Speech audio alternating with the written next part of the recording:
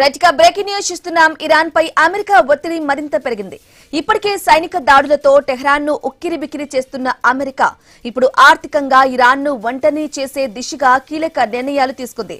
Iran తో సంబంధాలు కొనసాగిస్తూ నగదు అక్రమ చలామణికి సహకరిస్తున్న దేశాలపైన చర్యలు తప్పవని అమెరికా ఆర్థిక మంత్రి స్కాట్ బెసెంట్ స్పష్టం చేశారు.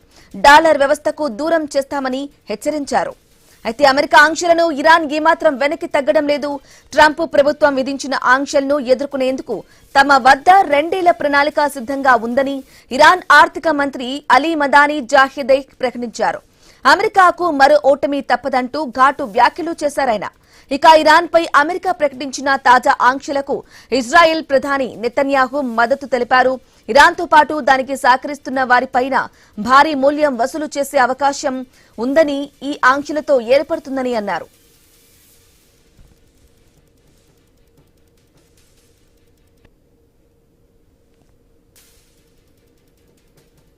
ఇక ఆపరేషన్ ఎకనామిక్ అవుట్ కాస్ట్ పేరుతో అమెరికా 60 సంస్థలు, వ్యక్తులు, నౌకలపై ఆంక్షలు విధించింది.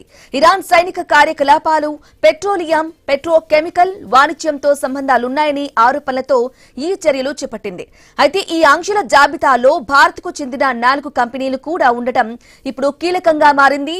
ఫోర్టీజ్ partners LLP, Sadashiva overseas limited, PPP staff tech private limited, ప్రకృతిస్ ఇన్ఫ్రా ఇంపెక్ట్స్ ప్రైవేట్ లిమిటెడ్లపై అమెరికా చర్యలు తీసుకుంది.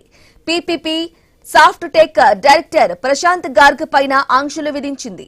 ఇక అమెరికా ఇరాన్ మధ్య ఆర్థిక యుద్ధం మరింతగా ముదురుతున్న వేళ భారత్కు చెందిన సంస్థలపై కూడా ఆంక్షలు పడడం ఇప్పుడు అంతర్జాతీయంగా చర్చనీయాంశంగా మారింది.